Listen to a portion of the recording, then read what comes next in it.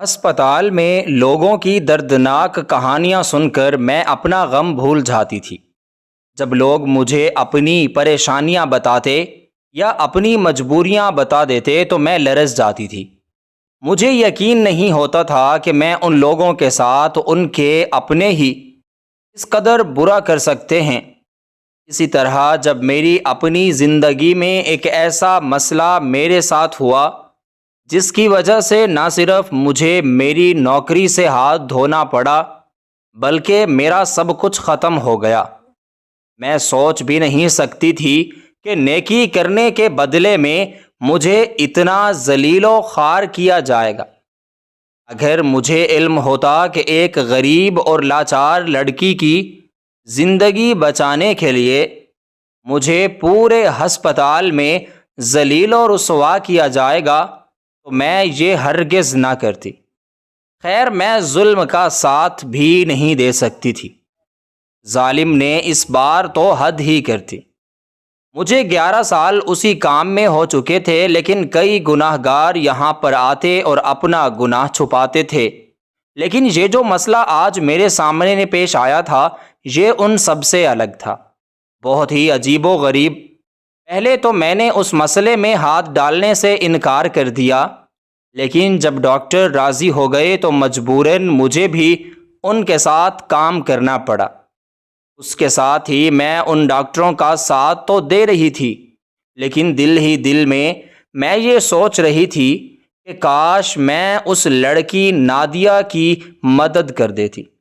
Nadia کا وہ چہرہ، منہ پر داغ، بال الجھے ہوئے، اسے دیکھ کر یوں لگتا تھا کہ وہ چل بھی نہیں سکتی۔ یہ سب کچھ اسی ظالم کا کیا دھرا تھا جو اس کو ہسپتال لے کر آیا تھا اپنا گناہ چھپانے کے لیے۔ نہ صرف وہ نادیہ پر ظلم و ستم کر رہا تھا بلکہ ایک ننھی سی اور معصوم سی جان کو بھی موت کے گھاٹ اتار رہا تھا۔ جیسے میں نے یہ سب کچھ سنا تو میں گہری سوچ میں گم ہو گئی اور سوچنے لگی کہ یہ کس قدر بے حس انسان ہے۔ بے شک اس کا گناہ ہے، لیکن اب تو جو ہونا تھا وہ ہو گیا۔ یہ اپنے خون کو کس طرح اس دنیا میں آنے سے پہلے ہی مار سکتا ہے؟ حالانکہ یہ سب کچھ شرعی طور پر بھی تو کر سکتا تھا، لیکن اس نے ایسا نہیں کیا۔ امیر لوگوں کا یہی مسئلہ ہوتا ہے کہ وہ صرف اپنے بارے میں سوچتے ہیں۔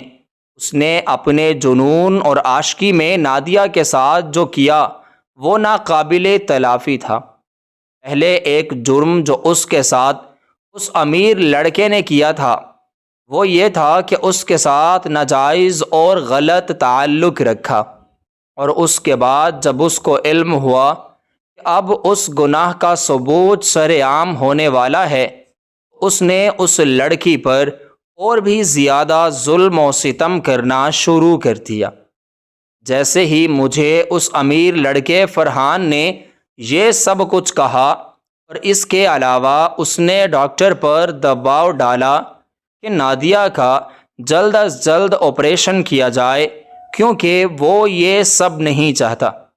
جیسے میں نے یہ سب کچھ سنا تو میری آنکھیں نم ہو گئیں۔ نادیہ کی حالت میں سے دیکھی نہیں جا رہی تھی۔ خیر، میں نے فرحان کو باہر بھیجا اور نادیہ کو میں نے اپنے پاس بٹھایا اور اس سے تحقیق کرنے لگی۔ اس تحقیق کے بعد جو سچ میرے سامنے آیا اس کو سنتے ہی میرے ہوش و حواس کھو گئے۔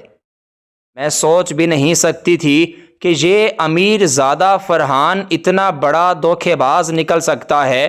نکاح کی لالچ میں اس نے نہ صرف نادیہ کو استعمال کیا بلکہ اب اس کے ساتھ ظلم و ستم کی انتہا کر دی، یہاں تک کہ اب چاہتا ہے کہ ڈاکٹر جلد از جلد اس گناہ میں اس کا ساتھ دیں۔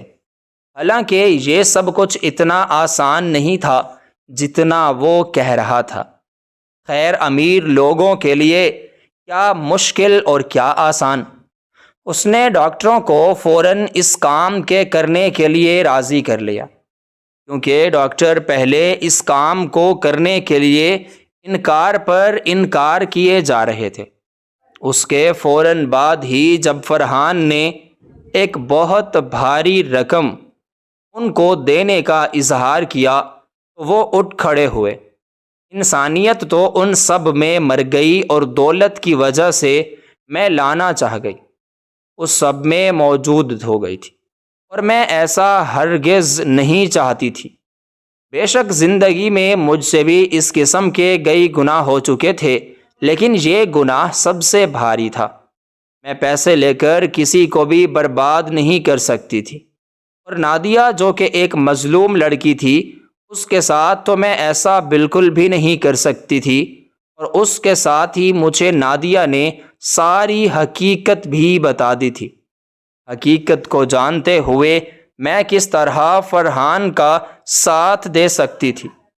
خیر، اس حقیقت کے بارے میں نے ان تمام ڈاکٹروں کو کہا بھی صحیح، لیکن انہوں نے مجھے ایک ایسی بات کر کے خاموش کروا دیا جس کو سنتے ہی مجھے بہت ہی عجیب و غریب لگا۔ انہوں نے مجھ سے کہا کہ تم اپنا کام کرو، یہاں پر ایسے کئی کام ہو چکے ہیں، ویسے بھی اگر ہم نے فرحان کا کام نہ کیا تو اس کا باپ یہ ہسپتال بند کروا دے گا، یا پھر یہ اپنا کام کسی اور ہسپتال سے کروا دے گا۔ اس کا کام تو ہونا ہے، کیوں نہ وہی ہم کر رہے ہیں۔ ان لوگوں کی سوچ جان کر مجھے بہت ہی حیرانی ہوئی، اور میں اس گہری سوچ میں گمسم ہو گئی کہ کیا ان لوگوں کو ایک مظلوم انسان پر ترس نہیں آتا؟ جب یہ ڈاکٹر بنتے ہیں تو ان کی پہلی کلاس میں بھی ان سے یہی عہد لیا جاتا ہے کہ ہم انصاف کریں گے اور لوگوں کو آرام پہنچانے کی کوشش کریں گے، مظلوم کا ساتھ دیں گے، لوگوں کی جانیں بچائیں گے، اور کسی کو بھی نا امیدی نہیں دلائیں گے۔ اس عہد کو یہ توڑ دیتے ہیں، نہ جانے ان لوگوں نے کیا سوچ رکھا ہے۔ خیر، میں خاموشی سے وہاں سے چلی آئی۔ ڈاکٹر آپریشن کی تیاری کر رہے تھے۔ نادیہ کی ساری باتیں میرے دماغ میں گھوم رہی تھیں، ایک ایسی حقیقت جس نے مجھے تڑپا کر رکھ دیا۔ نہ جانے آگے جا کر اس کے ساتھ کیا ہونے والا تھا، لیکن میں نے بھی اب یہ سوچ لیا تھا کہ میں نادیہ کی اب ضرور مدد کروں گی، میں ضرور اس کو اتنے بڑے ظلم اور زیادتی ہونے سے بھی بچاؤں گی۔ یہ جوڑا فرحان نے کیا کیا ہے، اس کو اپنانا ہوگا اور اسے نادیہ کے ساتھ نکاح کرنا ہوگا۔ خیر، میں نادیہ کو بچانے کے چکر میں کچھ سوچنے لگی۔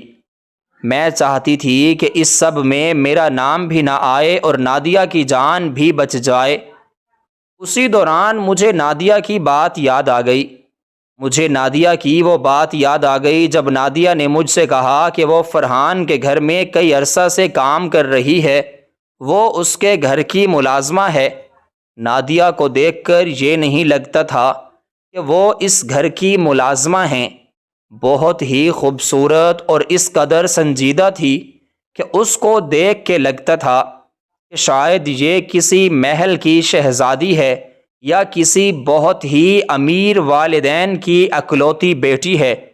غربت نے اس کا رنگ و روح مٹی میں ملا رکھا تھا، لیکن اس کے باوجود بھی اس کے چہرے پر ایک اچھی خاصی چمک تھی۔ وہ چمک اس قدر تھی کہ میرا دل اس کو دیکھنے سے بھرا نہیں تھا۔ اس کے چہرے اور اس کی معصومیت پر مجھے ترس آ رہا تھا، اور میں نے یہ فیصلہ بھی کر لیا تھا کہ میں اس کی مدد ضرور کروں گی۔ اس کے چہرے سے ہی مجھے سچائی نظر آ رہی تھی۔ میں جان چکی تھی کہ اس سب میں اس کا کوئی قصور نہیں، پھر میں کیسے ایک بے قصور اور بے سہارا لڑکی کا سہارا نہ بنتے؟ لیکن اس کا سہارا بننے کے لیے میں نے اپنا سب کچھ کھو دیا، اور مجھے خوشی تھی کہ میں نے اس کی جان بچا لی۔ خیر، مزید نادیہ نے مجھے بتایا کہ کئی عرصے سے فرحان اس سے بہت ہی غیر مناسب طریقے سے بات کرتا ہے۔ حالانکہ وہ اس قدر مجبور ہے کہ ان لوگوں کے گھروں میں کام کاج کرنے کے علاوہ اس کے پاس اور کوئی چارہ ہی نہیں۔ پہلے اس نے مجھے بتایا کہ وہ جس گھر میں کام کاج کرتی تھی وہاں پر پردہ کر کے جاتی تھی، سارا دن اپنا منہ ڈھانپے رکھتی تھی، اور وہاں کے لوگوں کو وہ اپنا منہ ہرگز نہ دکھاتی تھی، کیونکہ وہ بہت زیادہ ڈرتی تھی۔ اپنی خوبصورتی سے وہ بہت زیادہ ڈر چکی تھی۔ کئی جگہوں سے جب اس کو اپنی عزت کھونے کا ڈر لگا اور لوگوں کے گھروں میں کام کاج کرنے کے علاوہ اس کے پاس اور کوئی راستہ موجود نہ تھا، تو اس نے اپنے آپ کو ڈھانپنا شروع کر دیا۔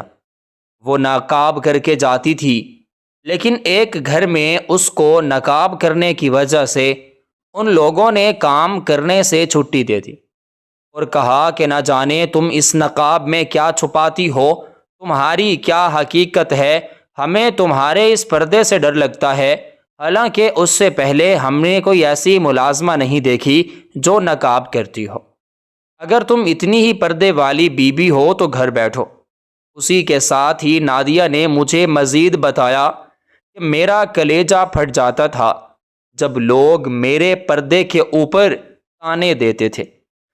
میں ان کو کیسے اپنی مجبوریاں بتاتی، کیسے میں ان لوگوں سے کہتی کہ اگر مجھے مجبوری نہ ہوتی تو کیا میں یہاں پر کام کرنے کے لیے آتی، یا پھر اپنے آپ کو ان لوگوں سے چھپاتی۔ لیکن کسی نے بھی میری مجبوری نہ سمجھی۔ ان لوگوں نے بھی مجھے نقاب کی وجہ سے گھر سے ہی بے دخل کر دیا۔ اس کے بعد بہت مشکلوں کے ساتھ مجھے فرحان کے گھر میں کام کاج کرنے کو ملا۔ اس کی ماں بہت ہی نیک خاتون تھی۔ میں نے جب اس کو اپنی مجبوری بتائی تو اس نے مجھے کام کرنے کے لیے رکھ لیا، لیکن اس کے ساتھ ہی اس کے بیٹے نے میرے ساتھ جو کام کیا اس نے نہ صرف میری زندگی برباد کر دی، بلکہ میں تو کہیں پر بھی اپنا منہ دکھانے کے قابل نہیں رہی، نہ تو گھر واپس جا سکتی ہوں اور نہ ہی فرحان مجھے قبول کرنے کے لیے تیار ہے، اور اب یہ میرے ساتھ اتنا بڑا ظلم کر رہا ہے، نہ جانے میرا کیا ہوگا۔ ابھی نادیہ مجھے یہی سب کچھ بتا رہی تھی کہ میری آنکھیں نم ہو گئیں۔ اس کی کہانی سنتے ہی میرا کلیجہ چھلنی ہونے لگا۔ اتنا بڑا دھوکہ ایک معصوم لڑکی کے ساتھ فرحان کیسے کر سکتا ہے؟ اب میں اس سے بدلہ لینا چاہتی تھی۔ میں چاہتی تھی کہ اس کو علم ہو کہ اس نے کتنا بڑا گناہ کیا ہے۔ ایک معصوم عورت کی عزت کو نہ صرف اس نے لوٹا ہے، بلکہ پوری دنیا میں اس کا جینا بھی محال کر دیا ہے۔ وہ اتنی بڑی دنیا میں تنگ ہو کر رہ گئی ہے۔ لیکن فرحان کو اس چیز سے کوئی فرق نہ تھا۔ اس کے بعد مجھے نادیہ نے بتایا کہ کچھ عرصہ سے میں یہ سب کچھ فرحان کی ماں کو بتانا چاہتی تھی، کیونکہ میں جب بھی کچن میں اکیلی کام کر رہی ہوتی تھی تو فرحان پانی لینے کے بہانے یا کچھ کھانے کے بہانے میرے پاس آ جاتا تھا، یا تو میرا ہاتھ پکڑ لیتا یا پھر مجھے دیکھتا رہتا تھا۔ کئی بار میں وہاں سے چلی جاتی تھی اور سوچتی تھی کہ شاید میں اس طرح بچ جاؤں گی، لیکن میں نہیں بچ پائی۔ اس کے ساتھ جب ایک دن میں نے فرحان سے ایسی بات کہی جس کی وجہ سے اس نے مجھے بہت بڑی دھمکی دی اور مجھے خاموش ہونا پڑا، کیونکہ خاموشی کے علاوہ میرے پاس اور کوئی راستہ نہ تھا۔ مجبوریوں نے مجھے در بدر کی ٹھوکریں کھانے پر مجبور کر دیا تھا۔ فرحان کی حقیقت بتانے سے میں تو بالکل قاصر رہی۔ بس یہی مجھ سے غلطی ہوئی۔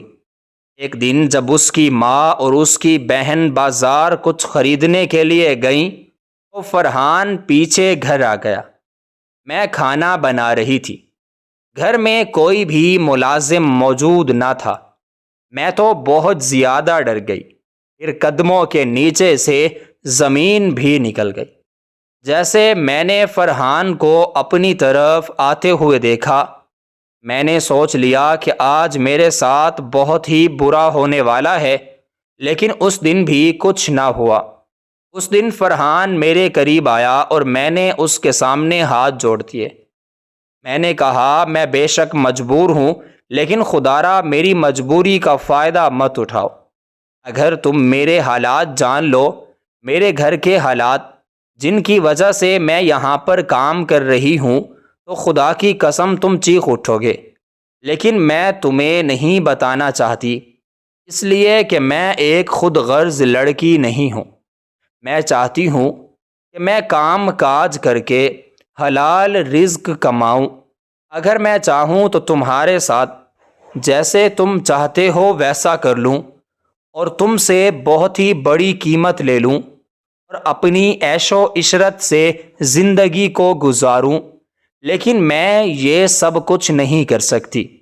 میں اس قسم کی لڑکی ہرگز نہیں ہوں، مجھ پر رحم کرو۔ میں ایسا ہرگز نہیں چاہتی جیسا تم سوچتے ہو۔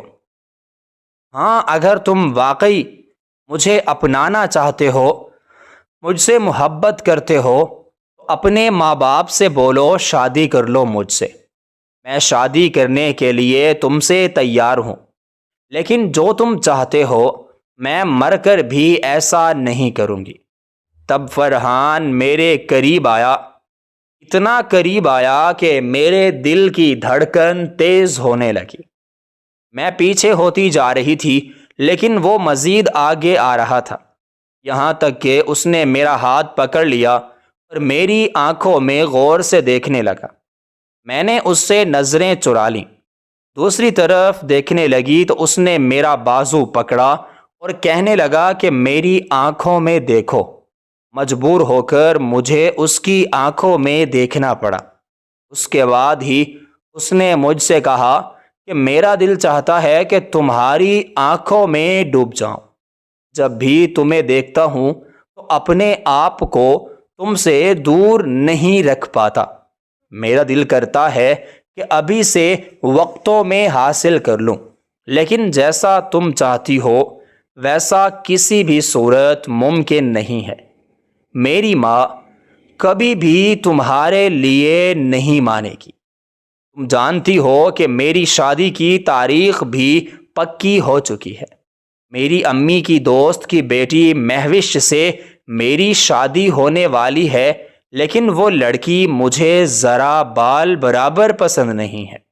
میں چاہتا ہوں کہ میری شادی تم سے ہو، لیکن اس سب کے لیے تمہیں میرا ساتھ دینا ہوگا۔ فرحان نے جیسے ہی اس قسم کی بات مجھ سے کی تو میں حیران رہ گئی۔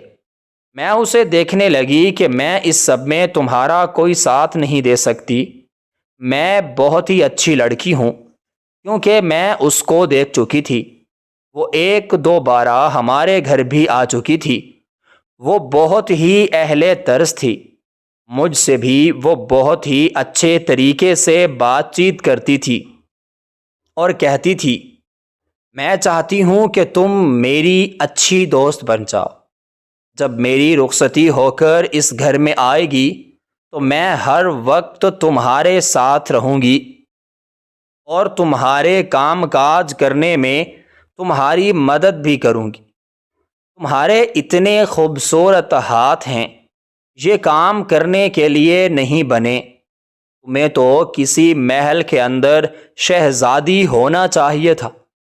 خیر، میں اس کی ان باتوں پر تھوڑا تھوڑا سا مسکرا بھی لیتی تھی اور خاموش بھی ہو جاتی، لیکن فرحان کی نظر مجھ پر اب بھی خراب تھی۔ نہ جانے وہ ایسا کیوں سوچتا تھا۔ یہ ساری بات مجھے نادیہ بتا رہی تھی۔ میں بہت ہی غور سے اس کی باتوں کو سن رہی تھی۔ یہ ساری حقیقت جو مجھے پتہ چلی تو میں آگے نہ سکتی تھی۔ اصل حقیقت تو اس نے مجھے بعد میں بتائی، جب فرحان نے اس کے ساتھ نہ بڑا گناہ کیا۔ اب وہ بے بس اور مجبور تھی۔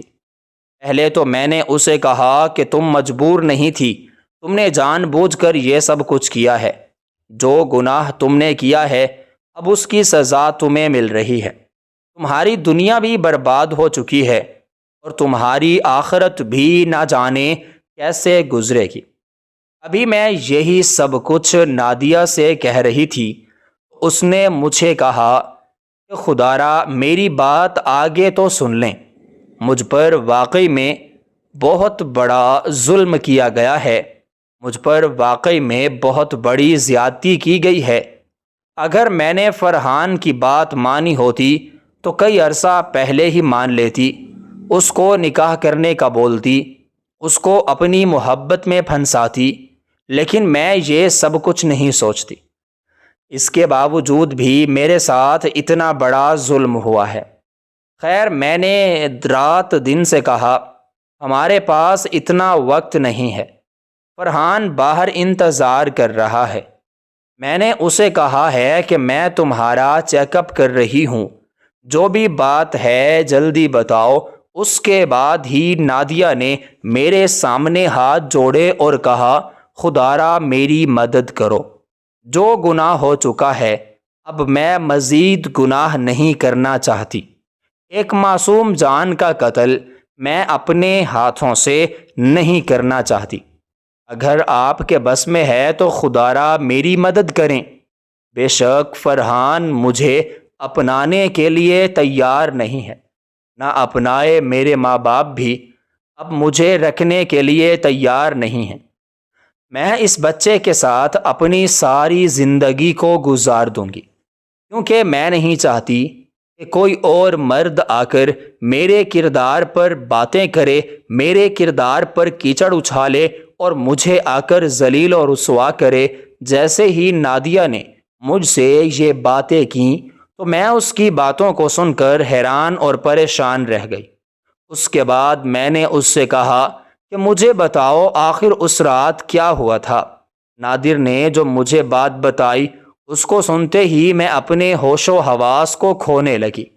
مجھے یقین نہیں آ رہا تھا کہ یہ امیر زادہ فرحان جس کی ماں اتنی نیک ہے اس کے پیچھے ایک شیطانی شکل ہوگی۔ فرحان اس قدر گھٹیا انسان نکل سکتا ہے میں نے کبھی سوچا بھی نہیں تھا۔ جب نادر نے مجھے بتایا کہ وہ اس رات میرے کمرے میں آیا، میں انہی کے گھر میں رہتی تھی۔ میرے 2 بھائی تھے اور ایک والد تھا۔ میری ماں کا کئی عرصہ پہلے انتقال ہو چکا تھا۔ والد بے حد بیمار رہتے تھے اور بھائی ابھی چھوٹے تھے۔ پورے گھر کی ذمہ داری مجھ اکیلے پر تھی۔ ہم لوگ پہلے بہت امیر کبیر تھے، زندگی بہت ہی خوشگوار طریقے سے گزر رہی تھی، لیکن اچانک کاروبار میں میرے باپ کو اس قدر نقصان آیا کہ زندگی مجھے یہاں تک لے آئی۔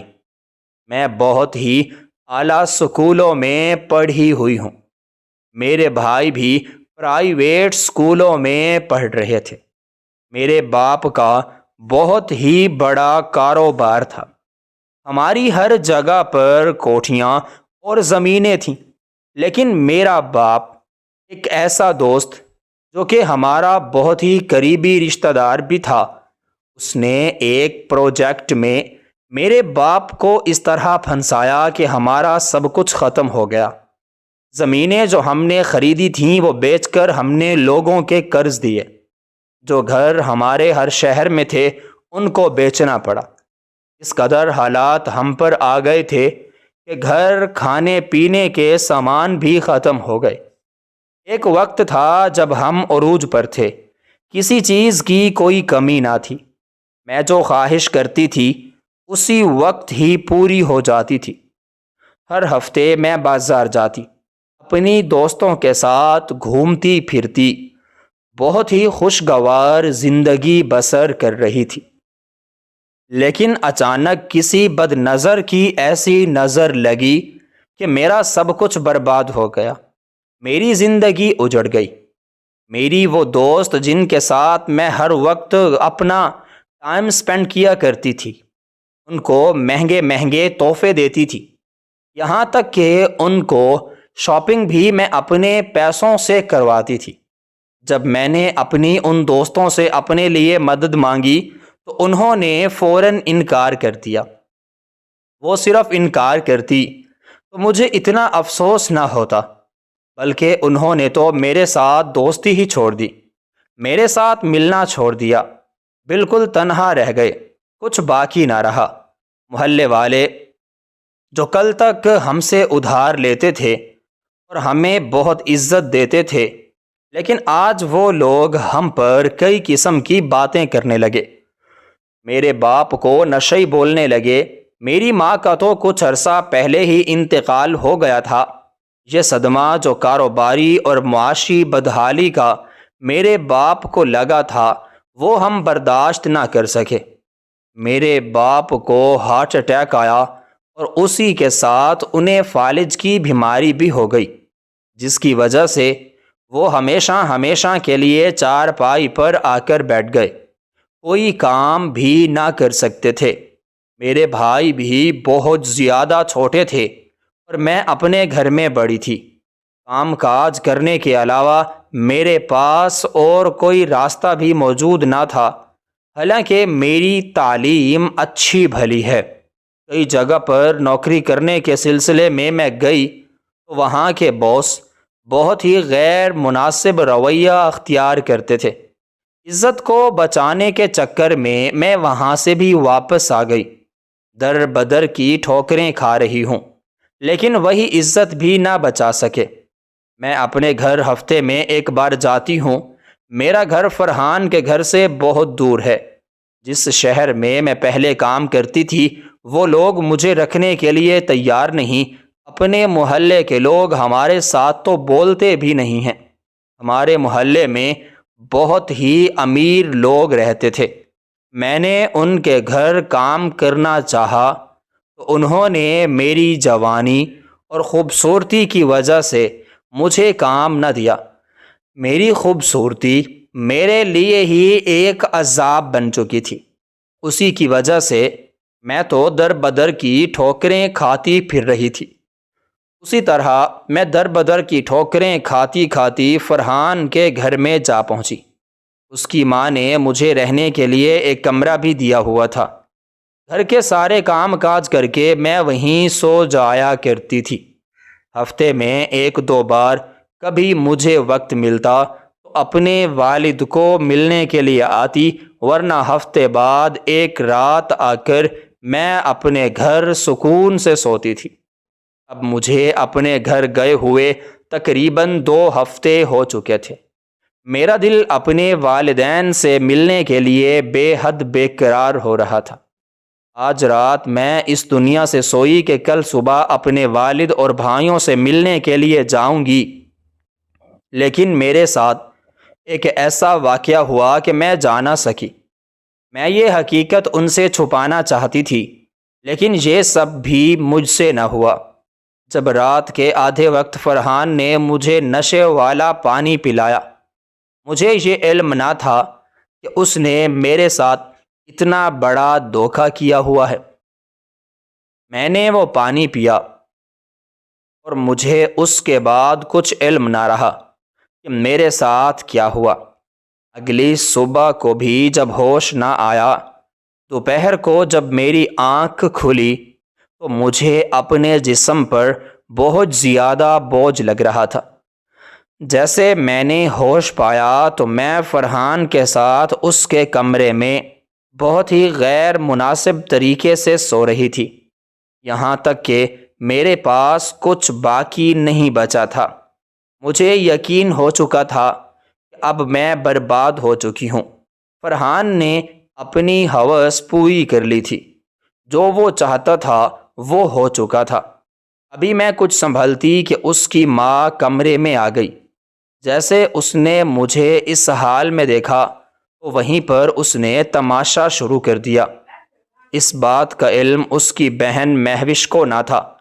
فرحان کی ماں، میں اور فرحان اس گناہ میں شامل تھے۔ میں جلدی سے باہر نکلنے لگی، لیکن اس عورت نے مجھے نہ آنے دیا۔ وہیں پر میرے 2 بھائیوں اور باپ کو بلا لیا۔ انہوں نے جب مجھے اس حال میں دیکھا تو میرے باپ، جو کہ چل نہ سکتا تھا، بہت ہی مشکلوں سے میرے بھائی ان کو لے کر آئے تھے، وہ اسی وقت زمین میں گڑ گئے۔ میرے بھائی جو کہ مجھ سے بے حد پیار کرتے تھے، ان لوگوں کو مجھ سے اس قدر نفرت ہو گئی کہ وہ اسی وقت مجھ سے اپنے تمام رشتے ناطے ختم ہی کر گئے۔ مجھے اپنے ساتھ لے کر وہ لوگ نہ گئے۔ بس اس وقت جو قیامت مجھ پر گزری وہ بتانے کے قابل بالکل بھی نہیں۔ میں فرحان کی ماں سے معافی مانگتی رہی، اس سے کہتی رہی کہ میں نے کچھ نہیں کیا، آپ کے بیٹے نے مجھے نشے والا پانی پلا دیا تھا اور مجھے یہ نشے میں ہی اپنے کمرے میں لے آیا، اس کے بعد مجھے کچھ نہیں پتا۔ خدارا میں بے گناہ ہوں، مجھے معاف کر دیں۔ اس عورت نے مجھ پر ذرا رحم نہ کیا۔ میرے پاس الفاظ نہ تھے، نہ کوئی ثبوت تھا جس کو میں بیان کر پاتی۔ فرحان جو چاہتا تھا اس نے کر دکھایا، میری زندگی کو اس نے برباد کر دیا۔ میرے بھائیوں اور باپ نے مجھ سے تعلق توڑ دیا تو میں اکیلی تنہا رہ گئی۔ فرحان کی ماں مجھے گھر سے نکالنے لگی تو میں نے ان کے آگے ہاتھ جوڑ کے کہا کہ اب میں کہاں جاؤں گی؟ آپ لوگوں نے میرے ساتھ جو کرنا تھا کر لیا، اس کے علاوہ میرا کوئی چارہ نہیں۔ مجھے اسی گھر کے کسی کونے میں آپ لوگ رہنے دیں۔ پہلے تو وہ اور اپنا من، لیکن جب 2 دن گزر جائیں تو اس کا غصہ ٹھنڈا ہو گیا۔ اسی طرح مجھے اس گھر میں 1 ہفتہ ہو چکا تھا، لیکن ابھی تک وہ واقعہ میرے ذہن سے نہ اترا تھا۔ اس واقعے کا اس قدر صدمہ میرے دماغ پر تھا کہ مجھے یوں لگتا تھا ابھی میں مر جاؤں گی۔ سب کچھ فرحان کی سوچ کے مطابق چل رہا تھا۔ جب میں نے اپنے آپ کو اس گھر میں بے بس پایا تو میں نے یہاں سے جانے کا بھی فیصلہ کیا اور سوچا کہ کسی خیراتی ادارے میں جا کے پناہ لے لوں گی۔ لیکن میں فرحان کے کیے گئے اس واقعے کو نہ تو اپنی زندگی سے بھلا سکی، بلکہ اس واقعے کا میرے پاس ثبوت بھی تھا۔ در حقیقت جب میں اس گھر سے گئی تو میں ایک خیراتی ادارے میں رہنے لگی۔ 1 ہفتے بعد اچانک میری طبیعت خراب ہو گئی۔ وہ لوگ مجھے ہسپتال لے کر گئے۔ انہوں نے بتایا کہ میں ماں بننے والی ہوں۔ جیسے ہی ڈاکٹر نے مجھے یہ خبر دی تو میرے قدموں کے نیچے سے زمین نکل گئی۔ میں سوچ بھی نہیں سکتی تھی کہ مجھ پر اس قسم کی قیامت بھی ٹوٹ سکتی ہے۔ اس وقت میں نے فیصلہ کیا اور کہا کہ میں فرحان کو بتاؤں گی، کیونکہ یہ اس کا بچہ ہے اور وہی اس کی ذمہ داری کو بھی اٹھائے گا، اور میرا یہی فیصلہ مجھے یہاں تک لے آیا۔ بس فرحان کے پاس گئی، میرا بازو پکڑ کر اپنے گھر کے باہر لے آئے اور کہا کہ تمہاری ہمت کیسے ہوئی میرے گھر پر واپس آنے کی؟ تب میں نے اسے وہ رپورٹ دکھائی اور کہا کہ خدارا مجھ پر رحم کرو، اپنا لو مجھے، کیونکہ اب اگر تم نے نہ اپنایا تو مجھے کوئی بھی نہیں اپنائے گا۔ جیسے ہی فرحان نے یہ خبر سنی تو اس نے میرا بازو پکڑا، مجھے گھر میں بٹھایا اور ہمیشہ ہمیشہ کے لیے اس راز کو دفنانے کے لیے مجھے یہاں لے آیا، اور چاہتا ہے کہ وہ آپریشن کرا کے مجھ سے فارغ ہو جائے، اور میں ایسا نہیں چاہتی۔ جو کام اس نے میرے ساتھ کیا ہے، اس چیز کی سزا میں اس کو دے کر رہوں گی۔ اب آپ بتائیں ڈاکٹر، میری اس میں کتنی قصور ہے؟ میں گناہوں کی ماری اور کیا کیا کروں؟ میرے پاس تو کچھ باقی نہیں رہا۔ اب میں ساری کہانی نادیہ کی سن چکی تھی۔ نادیہ نے جیسے ہی مجھے یہ سب کچھ بتایا تو میں اس کی باتوں کو سن کر لرز گئی۔ میری روح کانپ اٹھی تھی۔ ایک بیچاری معصوم لڑکی کے ساتھ اتنا بڑا ظلم مجھ سے برداشت نہ ہوا۔ ڈاکٹر اس کے آپریشن کی تیاری کر رہے تھے۔ نادیہ کی یہ کہانی بار بار میرے ذہن کو الجھا رہی تھی۔ بس اسی وقت میں نے فیصلہ کیا۔ میں نے ایک خفیہ طریقے سے پولیس کو کال کی۔ میں چاہتی تھی کہ فرحان کو سزا ملے۔ ڈاکٹر طاہر، جو کہ میرے بہت پرانے دوست تھے، ہم دونوں کی نوکری ایک ساتھ لگی تھی۔ وہ میرے گھر کے حالات بھی جانتے تھے۔ میری ایک ماں تھی اور میں ان کی اکلوتی بیٹی۔ اس کے علاوہ ہمارا اور کوئی نہ تھا۔ میں اپنی ماں کا واحد سہارا تھا۔ بس یہی وجہ تھی کہ میں نے آج تک شادی نہ کی تھی۔ میں یہ سوچتی تھی کہ اگر میں نے شادی کر لی تو میری ماں کا سہارا کون بنے گا؟ نہ جانے مجھے ایک ایسا شخص ملتا، وہ میری ماں کو برداشت کرتا بھی یا نہیں۔ میں اپنی ماں کا وجود کسی کے لیے بوجھ نہیں بنانا چاہتی تھی۔ اسی وجہ سے میں نے شادی اب تک نہیں کی تھی۔ ڈاکٹر طاہر بھی ابھی تک غیر شادی شدہ ہی تھا۔ ہم دونوں کی آہستہ آہستہ آپس میں دوستی ہو گئی۔ جو بھی ہم لوگوں میں بات ہوتی تھی میں اس کو بتاتی۔ اس مسئلے میں ڈاکٹر طاہر نے میری بہت زیادہ مدد کی۔ جب باقی ڈاکٹر نادیہ کا آپریشن کرنے کی تیاری کر رہے تھے تو میں بھاگ کر ڈاکٹر طاہر کے پاس گئی اور ان کو حقیقت بتانے لگی۔ اس نے مجھے کہا کہ یہ جو تم کر رہی ہو، اس سے تمہاری نوکری کو بھی خطرہ ہو سکتا ہے۔ میں نے اس سے کہا کہ مجھے نہیں ضرورت ایسی نوکری کی جس میں ہر دوسرے دن ایک معصوم اور بیچاری لڑکی کا قتل عام کرتا ہوں۔ مجھ سے یہ سب کچھ نہیں ہوگا، بس بہت ہو گیا۔ بس اسی وقت میں نے ڈاکٹر طاہر کے مشرف سے پولیس کو کال کی۔ میں چاہتی تھی کہ میرا نام نہ آئے، لیکن ایسا ممکن نہ تھا۔ نادیہ کو جب ڈاکٹرز آپریشن کے لیے لے کر جا رہے تھے تو وہاں پر فوراً سے پولیس آ گئی اور یہ معاملہ پولیس کے ہاتھ میں چلا گیا۔ پولیس نے فرحان کو پکڑ لیا اور کہا کہ تم اس کو کیوں دباؤ ڈال رہے ہو آپریشن کرنے کا۔ اب فرحان نے ایسا جھوٹ بولا جس کو سنتے ہی میرے قدموں کے نیچے سے زمین نکل گئی۔ فرحان نے کہا کہ نادیہ میری بیوی ہے اور ہمارے پہلے ہی 10 بچے ہیں۔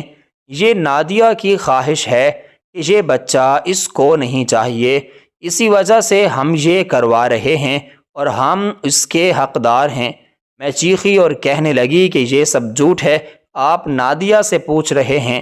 جب پولیس والے نادیہ سے پوچھنے لگے تو نادیہ نے ساری حقیقت بتا دی۔ فرحان پھنس چکا تھا کیونکہ وہ سوچ بھی نہیں سکتا تھا کہ اس کے ساتھ ایسا ہونے والا ہے۔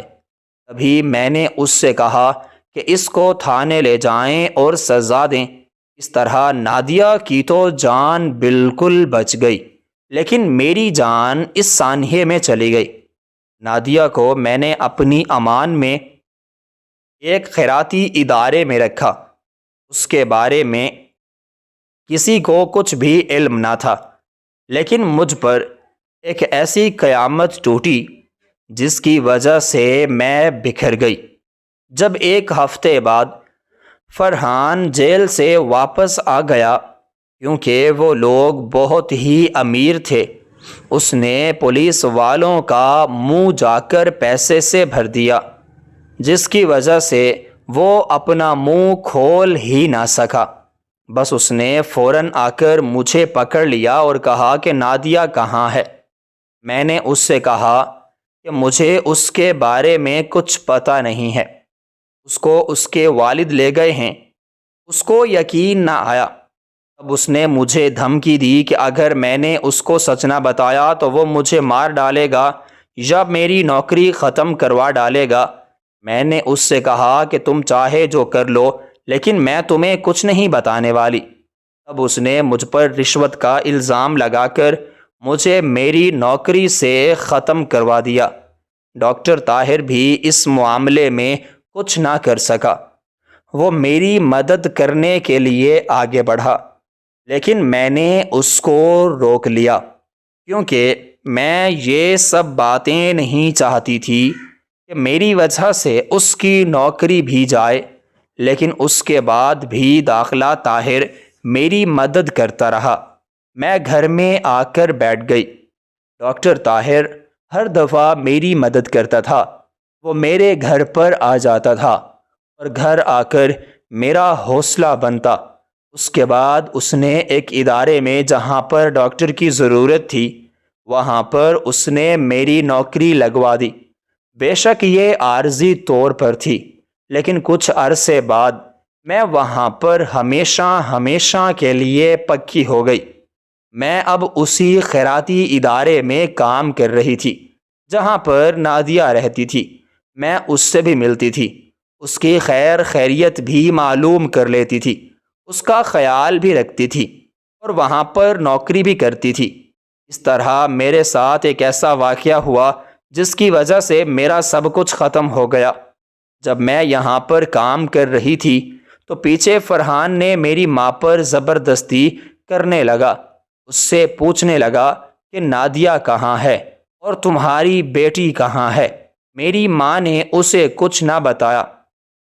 اس نے میری ماں کو دھکا دیا۔ دھکے کی وجہ سے ان کا سر دیوار پر لگا۔ شدید خون آنے کی وجہ سے وہ وہیں پر فوت ہو گئی۔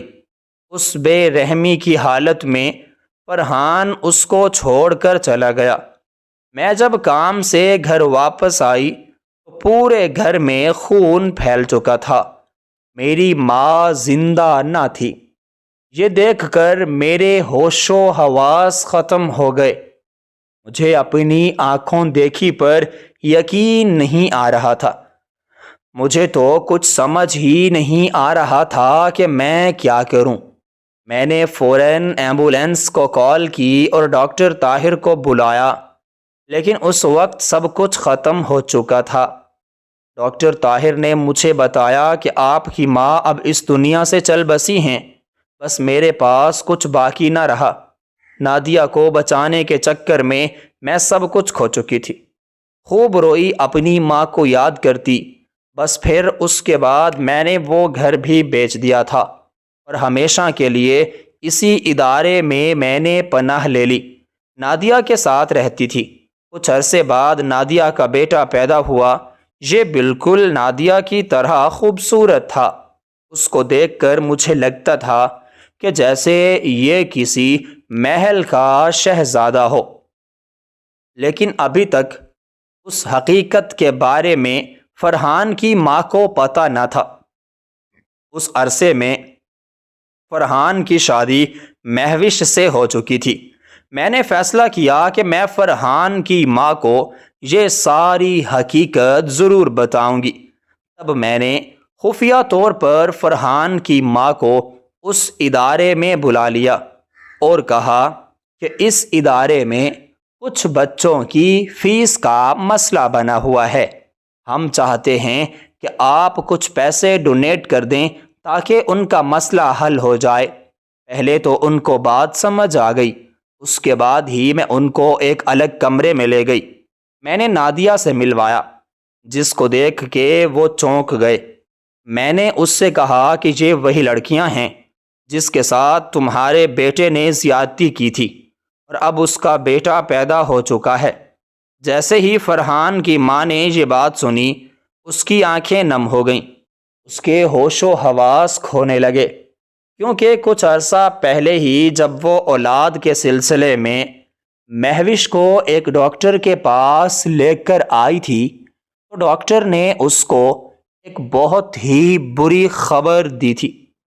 ڈاکٹر نے اسے کہا کہ میں فش کبھی بھی ماں نہیں بن سکتی۔ اس کے بعد ہی فرحان کی ماں نے اس کو ہر جگہ پر دکھایا، لیکن اس کی بہو کہیں سے بھی اسے خوشی کی خبر نہ آ سکی۔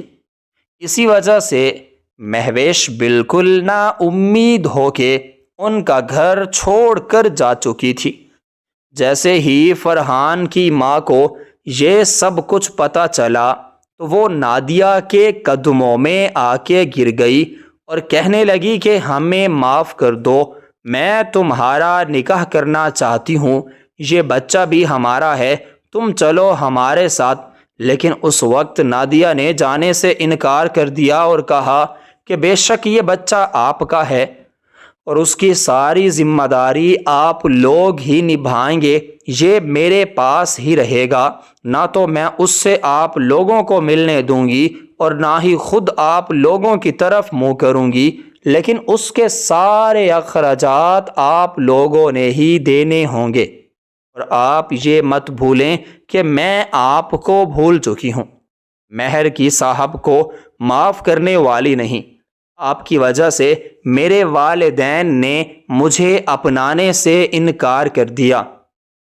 میرے اپنے وہ جانی بھائی جو مجھ پر کسی بھی ٹائم اپنی جان دینے پر تیار رہتے، انہوں نے مجھ سے نفرت کر لی۔ میں نے ان کی نفرت میں آ کر در بدر کی ٹھوکریں کھائیں، یہاں تک کہ جب آپ کے بیٹے کو بتایا کہ میں اس کے بچے کی ماں مرنے والی ہوں، تو تب اس نے مجھے بھی اپنانے سے انکار ہی کر دیا، بلکہ وہ مجھ پر دباؤ ڈالنے لگا اور ہسپتال لے گیا۔ کن مشکلات کا میں نے سامنا نہیں کیا۔ اب جب کہ خدا مجھ پر مہربان ہو چکا ہے، میری زندگی کا سہارا مجھے مل چکا ہے، تو آپ چاہتی ہیں کہ میں آپ کے گھر واپس آ جاؤں، فرحان کو معاف کر دوں۔ حالانکہ میں نے آپ کے بیٹے فرحان سے کہا تھا کہ وہ مجھ سے نکاح کر لے، یہ کام وہ جائز طریقے سے بھی کر سکتا تھا، لیکن جسم کی ہوس اس کو لے ڈوبی۔ اب ہمیشہ کے لیے تنہائی اس کا مقدر بن چکی ہے۔ میں ہرگز وہ نہیں کروں گی جو آپ کہہ رہی ہیں۔ فرحان کی ماں روتی بلکتی چیختی چلاتی رہی اس پر، لیکن نادیہ نے معاف نہ کیا۔ اس کے بعد وہ یہاں سے کہیں دور چلی گئی۔ میں نے نادیہ کو سمجھایا کہ زندگی ایک بار پھر اس کو موقع دے رہی ہے، وہ کب تک اس خیراتی ادارے میں اپنی زندگی کو بسر کرے گی، اس کے پاس یہی موقع ہے، وہ ان کو معاف کر دے اور اس گھر میں اپنی زندگی کو گزارے۔ لیکن نادیہ نے ایسا کچھ بھی نہ کیا۔ ایک عرصے بعد فرحان اور اس کی ماں دوبارہ اس ادارے میں آ گئے۔ اب میں نے فرحان کو بتایا کہ اس نے میری ماں کے ساتھ کیا کیا تھا، لیکن اس کو کچھ کہنے کا کوئی فائدہ نہ تھا، کیونکہ فرحان خود ویل چیئر پر آ چکا تھا۔ روڈ ایکسیڈنٹ میں اس نے اپنی دونوں ٹانگیں کھو دی تھیں، وہ اپنے قدموں پر کھڑا ہی نہ ہو سکتا تھا۔ تمام گناہوں کی سزا اس کو ایک ساتھ مل چکی تھی۔ جیسے میں نے اس کی یہ حالت دیکھی تو مجھے تسکین ہوئی، کیونکہ جس بے رحمی سے اس نے میری ماں کو مارا تھا اور جس وجہ سے اس نے مجھے میری نوکری سے نکالا تھا، اب اس کو سزا مل چکی تھی۔ میں نے فرحان کی حالت دیکھ کر خدا کی قدرت کو سمجھ لیا۔ فرحان معافی مانگتا رہا، میں نے اس کو معاف کر دیا، کیونکہ میرے ساتھ تو جو کچھ ہونا تھا وہ تو ہو چکا۔ نادیہ نے بھی اس کو ازل سے معاف کر دیا، لیکن نادیہ کبھی بھی لوٹ کر اس کے پاس واپس نہ گئی، کیونکہ جو دل فرحان نے اس کا دکھایا تھا، اس کے بدلے کوئی بھی عورت ہوتی تو وہ اسے معاف نہ کرتی۔ نادیہ بھی اپنی جگہ بالکل ٹھیک تھی۔ ساری جائیداد آپ فرحان کے بیٹے کے نام ہو چکی تھی۔ کچھ عرصے بعد ڈاکٹر طاہر کی طرف سے مجھے ایک ایسی خوشخبری ملی جس کی وجہ سے میں اپنی زندگی کے تمام غم بھول گئی۔ ڈاکٹر طاہر نے مجھ سے شادی کا اظہار کیا اور انکار کرنے کی میرے پاس کوئی وجہ نہ تھی، تو میں نے اس سے شادی کر لی اور یہ ادارہ بھی ہمیشہ کے لیے چھوڑ دیا۔ بہت ہی خوشی کے ساتھ میں ڈاکٹر طاہر کے ساتھ اپنی زندگی بسر کر رہی تھی۔ اپنی زندگی میں بہت آگے بڑھ چکی تھی، یہاں تک کہ نادیہ کا بیٹا بھی بڑا ہو چکا تھا۔ وہ مجھے خالہ بلاتا تھا۔ میں نادیہ کو بھی اپنے ساتھ اپنے گھر میں لے گئی، لیکن اس کے بعد ایک دن فرحان کی طبیعت بہت خراب ہو گئی اور وہ اس دنیا سے ہمیشہ کے لیے چلا گیا۔ تب اس کی ماں کے لیے رہ گئے نادیہ کے پاس اپنی ساس کے ساتھ رہنے کے علاوہ اور کوئی دوسرا راستہ بھی تو موجود نہ تھا، اور وہ اپنی ساس کے ساتھ رہنے کے لیے تیار ہو گئے، لیکن وہ اس گھر میں نہ گئی جس گھر میں اس کے ساتھ ظلم و ستم ہوا تھا۔ اس کی ساس نے وہ گھر کرائے پر دے دیا اور ایک بہت ہی اعلیٰ شان گھر نادیہ اور اس کے بیٹے کے لیے بنوایا۔ اب وہ وہیں پر رہتے تھے۔ نادیہ بہت ہی امیر بن چکی تھی، لیکن اس سب میں وہ اپنے باپ کو کھو چکی تھی۔ اس کو اپنے بھائیوں کا کوئی پتہ نہ تھا۔ کئی عرصے سے وہ اپنے بھائیوں کا پتہ کروا رہی تھی، لیکن ابھی تک ان کو اپنے بھائیوں کی کوئی خبر معلوم نہ ہوئی تھی۔ زندگی میں کئی لڑکیوں کے ساتھ اس قسم کا واقعہ ہوتا ہے، لیکن جو واقعہ نادیہ کے ساتھ ہوا اس پر تو مجھے بڑا ہی ترس آیا، کیونکہ اس سب میں نادیہ کی مرضی شامل نہ تھی۔